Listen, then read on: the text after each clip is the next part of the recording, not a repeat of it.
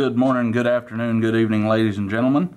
Today I'm here with sort of a quick review and look at the replacement Centurion type magazines from NF Strike.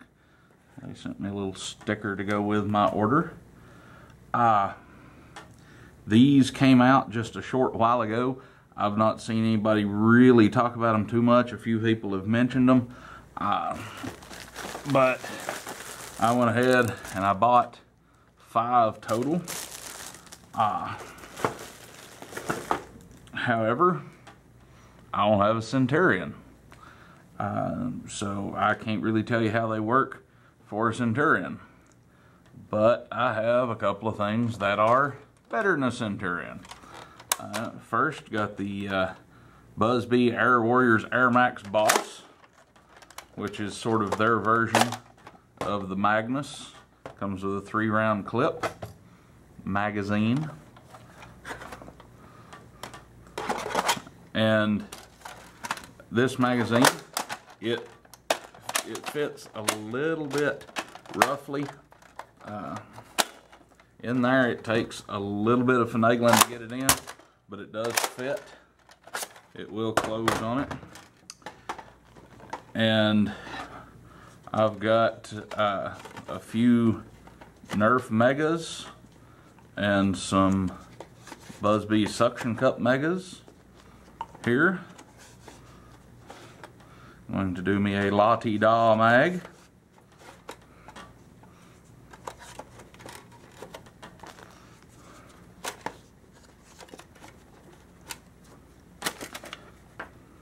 As you can see, it's kind of transparent. Again, it's a little bit of a tight fit going in there, but Buzz-B dart fed well, Nerf dart fed well, Buzz-B, Nerf, Buzz-B, and Nerf. And you know, as I've gotten a little more used to it, it's a little easier to go in and out with it. Of course, I like this because it doesn't really ruin the pistol aesthetic of the Boss. I also have a Tyrant, the Buzz-B Air Warriors Air Max Tyrant.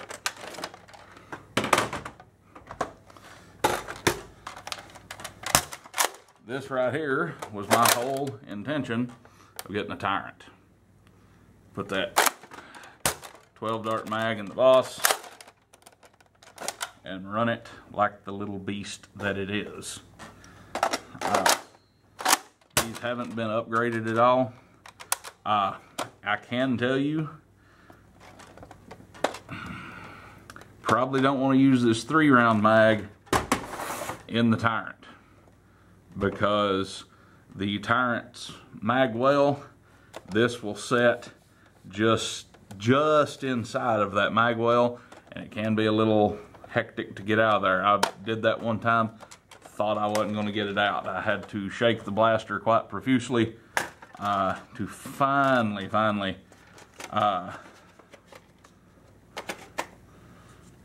get that 3-round mag out of there.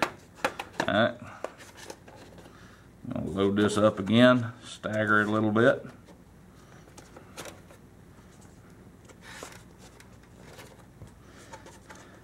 And I don't own a Centurion. I've never owned a Centurion. But I've had people tell me that the Centurion mags don't work as well in the Buzz-B blasters, and the Buzz-B mags don't work as well in the Centurion. Again, I don't know that for sure because I haven't had the opportunity to try the Buzz-B bags in a Centurion myself. But I can tell you that these are fitting quite well. And okay. Really like to know where that come from, ladies and gentlemen. right there on camera, part of this magazine is chipped off. Let's drop it out. Okay, that's kind of odd. That pieces come from right there. I mean, this is an NF Strike mag. They are made a little more cost efficiently, I guess, than the official Hasbro Nerf stuff. It does kind of look like it's still sealed in there. That's not directly to where the darts and stuff is at. It might affect the follower at some point, but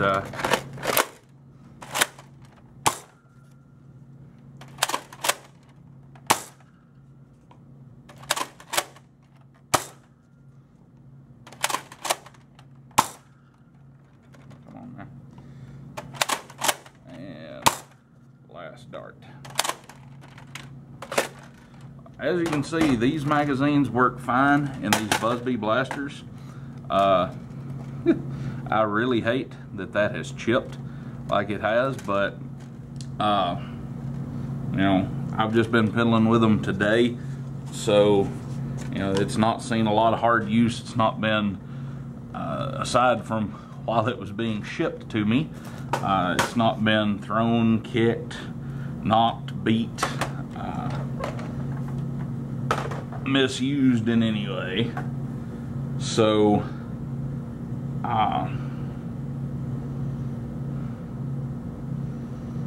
you know, I don't know why that broke like it did. Next up, I've got a little item. I'm actually trying to look for the shop to double check information about it.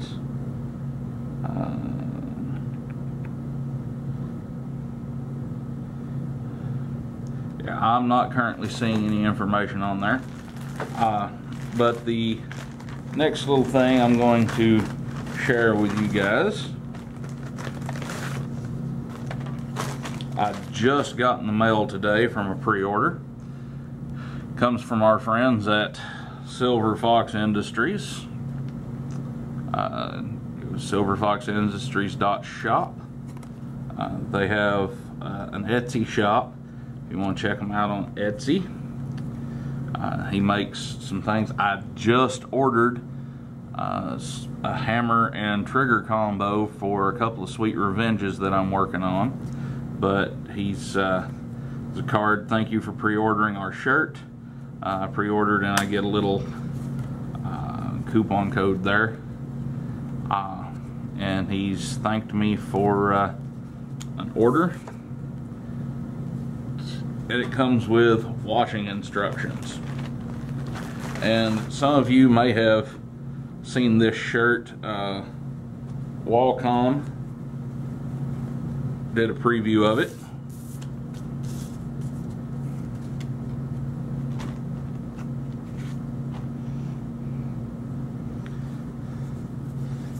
But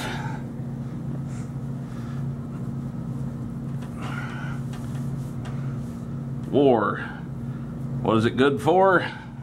Absolutely nerfing. I really liked that.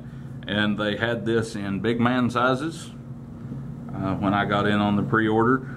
Hopefully if you didn't get in on the pre-order, you'll be able to purchase this at some point from his shop. And it comes with the SilverFox Industries label there on the back. Very nice, very good quality shirt. It says Spread Shirt is the brand of the shirt on there. So that looks like it'll be a good shirt for me to wear. Hopefully if I get to go to End War and FoamCon, that might be something that I get to wear. Next up, I have entered the world of flywheels. I've got my first flywheel mod done. I'm going to have to go in and this has the 3D printed Morpheus cage. I'm going to have to go in and glue the guide in place because it's shifting around on me. I've not ever worked with Flywheel mods. I didn't realize that that was going to be an issue, but I did. I got the Turnigy Nanotech 1.0 1000 milliamp hour battery. I originally had the Turnigy Graphenes, and I could almost fit it in there, but I couldn't get it sealed up. But I don't have any darts in this, and I've not used it with this battery yet. I did hook it up with the Turnigy and put it over a chronograph a little bit, but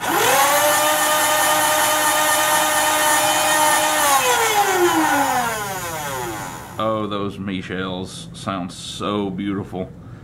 Running me shell 2.0s.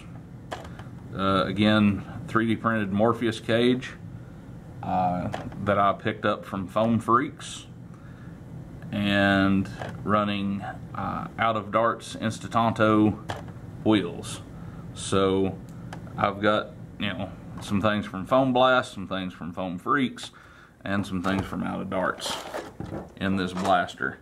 So I'm trying to figure out how I'm going to paint this up, what color separation I'm going to be doing, etc., with it. But I really look forward to this, and then I'm going to have a partner blaster for it.